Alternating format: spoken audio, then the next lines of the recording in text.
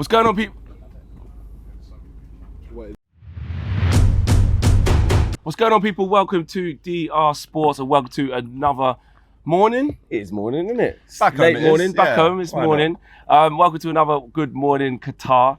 We're out here by the Doha Sand Bay as well, by the way. Sandbar. Sandbar. Yeah. Sand Bay. Sandbar. Over there, you can literally walk out from that island there, kind of into the sea. And basically levitate. Basically look like you're walking on water. We're going to go do that in a little bit. This is easily the best venue, the best location we've had whilst we've been out here. Massive shout out to Steve, who's been looking after us out here. Also Rob as well, and all the crew on the yacht. We're just pinching ourselves, right? Because it's the 1st of December. You guys in the comments are going to hate us, right? Because it's, 3 or 4 degrees back home. Yep. I'm sorry, but not sorry at the same time. And this is winter. This This is the coldest it could possibly be in this country. How insane is that? Beautiful stuff, right? Very surreal feeling. But there are lots of games that have happened. There are lots of games obviously coming today. It's crunch time, business time of a lot of these groups. A lot of things have been decided. I'll start with the game I was at yesterday. It was over. It was sad. It was a little bit miserable, man. I had to kind of speak to the Mexican fans and the Saudi Arabians to kind of remind them of some of the good times, especially the Saudis. But both countries went home yesterday after Mexico did beat Saudi Arabia 2-1, but it was not enough to top Poland, who did lose to Argentina, but just by not enough. We're underneath a flight path here as well, so big up the planes flying over our heads, the Boeings. A380s. Yeah, do you know what I mean? Or the 777s. But yeah, it was sad. It was sad. You know what? The highlight was Saudi Arabia, obviously, that amazing win against Argentina. But to see both of those nations go home, they're probably two of the most heavily supported nations in this World Cup. The vibes of both sets of fans. And you know what? After the game, getting the reaction, it was the first time since being out here that it was like speaking to fans and it was just like disappointed and we'll come back stronger and we're proud, but we're upset. There was just no vibe. So Saudi Arabia and Mexico have both gone home, and the other game, Poland and Argentina through. Yeah, you know what? Mexico wasted no time in looking for a new direction for the national team. Sacked the manager straight away last night, even though they won the game, which is quite ironic. But I agree, the heavily two most supported clubs out here from what we've seen is Saudi and Mexico. And how can you win a game? And especially if you're if you're Mexico, you won the game. If you're Saudi, you beat Argentina, and you're both going home. I mean, Poland, I've got to thank their lucky stars that they're through to the round of 16 because they've been poor, right? From minute one, they've been poor. Lewandowski hasn't been at his best, as we all know, but for Poland to get through, I said with Tox last night from Football Tribe HQ, sometimes football is so unfair. And I think last night, and I would actually put my neck on the line and say last night and yesterday in general, probably the most dramatic day of the World Cup so far. Yeah. Let us know in the comments if you agree or disagree with that. But you've got Australia going through to the round of 16 for the first time since 2006 when they had Mark Schwarzer in goal, Tim Cahill. And we saw some pictures, some live shots of Melbourne at 4 a.m. last night. God. There must have been 100,000 people out there watching it on a big screen. So they are absolutely over the moon, mate. Yes, they are. The Aussies are putting another shrimp on the barbie, you can guarantee that. On go the Socceroos, absolutely. mate. The Socceroos go on. Now, how far can they get? And then also, I was at the Tunisia upset as well yesterday, Flex. I mean, yes, granted, France put out a weaker team.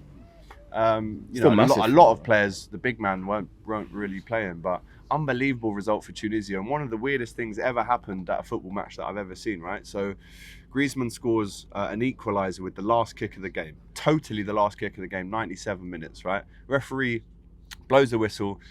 Everyone's hugging, shaking hands. For full time as a 1-1. Full time, right? Yep. So the Tunisian players are down on the floor. They realise, even though they've beat the world champions, that they're going home as well. And then the referee blows his whistle. And at this stage, Flex, the managers are shaking hands. The cameras are on the pitch filming all the sad Tunisian players. But then the referee goes, hang on a minute. Blows his whistle and points to the screen and does this after the game's finished. So he does that. And this is what I mean about the drama of this game and the day in general last night. He realises it was just a smidge offside, gets every player back. Some of them had already gone down the tunnel, right? They were ready to get in the showers, gets them all back out and says, no goal. And the Tunisian fans who I was really sitting with and I was really amongst, the noise was up there with Mexico, Argentina in terms of atmosphere. 80% were Tunisians. Did the players then like re-celebrate? Yes. Because even though they're going home, but they could say when they actually players beat France. didn't, but the fans did. All right, fair enough. So it meant that Tunisia won the game. Griezmann's goal disallowed. Yeah. And I think there was one kick and then he blew the whistle again. Yeah. One kick from kick-off and it was over. Yeah. So what a day. Let us know in the comments if you believe that was the most entertaining game so far. And there was a great stream as well with the guys on DR Sports. I was watching it myself. I had a little bit of a night off last night. Yes, I bet you did. Is that all the games covered from yesterday? That is. I believe it is, yes. Also, remember to get involved in the Who Knows Wins game. Listen, there are a lot going on. You've got two today. There's two pots. You've got a minimum of £2,000 pot up for grabs. And then you've got the other pot for a separate batch of games as well that Abby and Lee are doing. Remember, it's only £1 to get involved. You don't have to get every single question right. Just need to get the most right. And there's been up to £125,000 up for grabs just in the group stages, which are still going on right now as well. And just to let you know, some of the picks for Abby and Lee. What have they gone for? Because Lee's had some horrendous shots so far.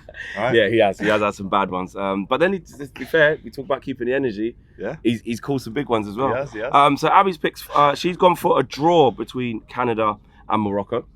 This is for the minimum of £2,000 pot. She's gone for a draw of Canada and Morocco. She's gone for a draw with Croatia, Belgium. She's gone for Germany to beat Costa Rica, and she's gone for Spain to beat Japan. Right. Lee has gone. Yeah, Lee's gone for Canada to beat Morocco. Okay. Interesting. Very interesting. He's gone for Belgium to beat Croatia, where Abby went for a draw in that one. Germany to beat Costa Rica and Spain to beat Japan.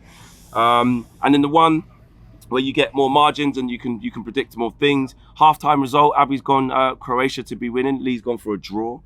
Both teams to score. Lee and Abby have both gone yes in that Croatia game. And Belgium to receive over 1.5 cards. Abby's gone no, and Lee has gone yes. And here's the big one: Lukaku to score anytime. What do you think Lee's gone for? I reckon he's gone for no. Correct. And what do you think Abby went for? I reckon she's gone for yes. Correct. He's probably looking at I've seen so many. No, I can't even see it. I've seen so many picks from these guys across the trip so far that I can already guess what they've gone with, to be honest. But remember, you games, can. Man. Yes, exactly. So before we preview today's games, remember you can get involved with Who Knows Wins. The link is in the video description below, or there's a QR code that you can scan as well. Right, so today's games: Japan against Spain. Spain won their only previous meeting with Japan in all competitions, winning a friendly 1-0 in April 2001. And Japan have conceded 1 goal in both of their games at the 2022 World Cup. Against Germany on match day 1, they faced 26 shots, even though they won the game. So yeah, they do concede a lot of shots. Do you see any upsets here? Well, it depends what you call the upset. I mean, Germany have been so below par so far in this tournament. I mean, if they go out tonight, it would be a massive upset. Absolutely. I can't lie, right? But Costa Rica themselves, I mean, shocking performance against Spain. I was at that one, 7-0, and it just was an absolute slaughtering, right? So Costa Rica, they're doing this for pride. They're already out. But they went and beat but they went and beat Japan when probably shouldn't have beat them. But with the players that they've got, the style that they play, I can't. With all due respect to them, of course, but I just can't see them. Doing the unthinkable against Germany tonight. Yeah, but but the Japan-Spain game, I'm saying this was. Oh, it's Japan-Spain. Yeah, right. It's Japan-Spain.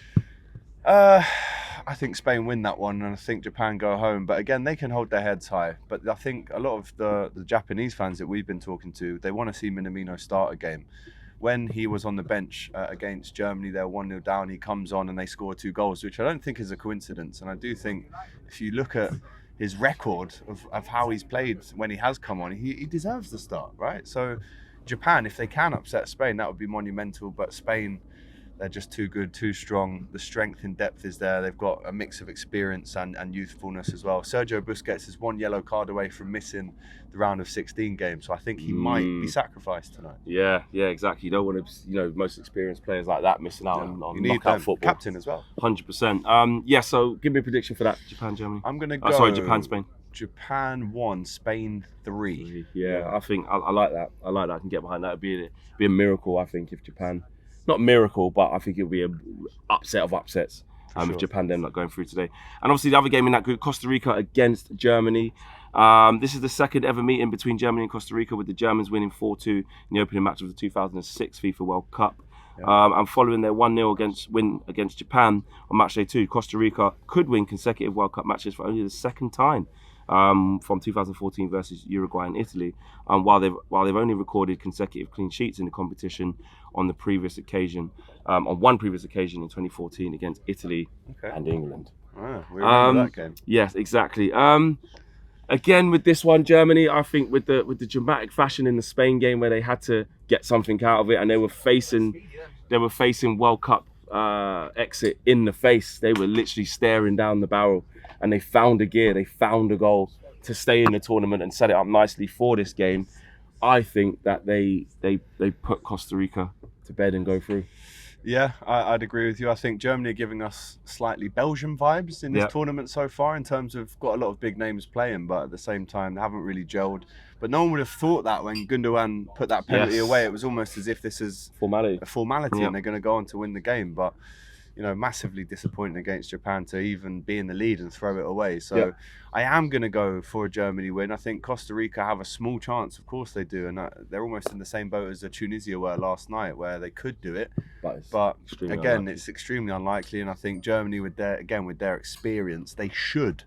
And again, we can't say anything for sure. You can't say definite, right? We cannot say anything certain, right? No.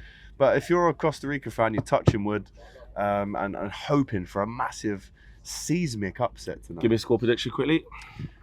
I'm going to go 2-1 Germany. I think they just about nick it. I think they win comfortably. So I'm going to say 2-0. I'm going to say 2-0. And I think also by coming through the groups in this fashion, where they were nearly out, I think they're going to be quite dangerous in the knockout rounds after getting off to a poor start. Croatia against Belgium. Belgium with two aging sides, but at least one of the aging sides in Croatia look like they still got quality, look like they're still difficult to beat. And Belgium on the other hand, I know they won the first game against the run of play kind of thing, and were terrible against Morocco. I went to that game and really enjoyed it, and by their own admission, with Kevin De Bruyne saying we've got no chance of winning this World Cup. But if Belgium win, I think they'll be through. I can't remember exactly what's going on in that group, but I'm pretty sure if Belgium beat Croatia, I'm pretty sure they'll be going through. They'll be going through. So what do you think about that game? I think it's caused a lot of waves, what De Bruyne has said, right? Because there was rumours of Vertonghen maybe stepping in or stepping up to him a little bit in the changing room after he came out with those quotes, which don't help the team flex. You add more pressure onto yourself. Maybe he was a little bit too frank, a bit too honest with his words there, which I don't think as with the experience that De Bruyne has, the quality that he has, I almost think he's thrown his teammates under the bus a little bit there, and I don't think it can't have helped. But at the same time, I was at the Canada-Croatia game very recently, and I tell you what, Croatia was dreadful in the first half an hour.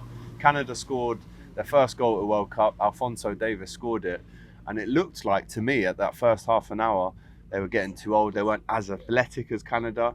But then the quality, the experience shines through as it should do most of the time, right? And then they scored 4 really high quality goals. And let's not forget about Croatia, 2018 finalists. They lost 4-2 to France, which is a very big achievement to get that far in the competition. So the Modric's, the Perisic's, the Kovacic's as well. These guys are all going to be hoping that they can show that quality and experience from minute one and not have to go behind to then wake up again, right? So it's going to be a good game, this one. I'm going to go for a draw, 2-2. Draw? Yeah. I was at the Morocco-Belgium game. They're bad, man. They're bad. And I watched them against in the first game as well. And I don't think they even deserved to win that. But Kevin De Bruyne even said it. Well, he said they were really he even bad. Said he didn't deserve man of the match. That's what I mean. So too honest. I think Croatia should deal with them. I really do. But obviously, strange things have happened. It's their last chance. They have to make sure they win to go through. But yeah, I think Croatia get it done 2-0. I'm going to go. And the last game of today is Canada versus Morocco. I'm going to that one. Like I said, I was with the Moroccans against Belgium. I thought the Saudi was some atmosphere against Saudi Arabia game against Argentina, but in terms of the stadium, that kind of was 50-50 with you got the end of that side is Argentina, this side being Saudi Arabia. The Moroccan game against Belgium, almost felt sorry for Belgium. 96%, I'm going to say Morocco. Very precise again. Literally Similar unbelievable. last night with Tunisia and France, Yeah, if I'm honest. yeah. It So really was one-sided. I think this is a really even game. I mean, Canada, I think they know they're out already, aren't they? I'm going for a Morocco slim win, only because of the fans, and I think that does help you. You know, when you're looking for inspiration and support from the touchlines, you can get it from the fans, especially when there's that many of them. It's going to feel like a home game for you. Yeah. I'll match you on that. I think I'm going to go over Morocco 1-0 win. I think there you go. So that is the preview and breakdown of what happened yesterday and what is to come. Will there be some more upsets? We've got the jet skis going off in the background.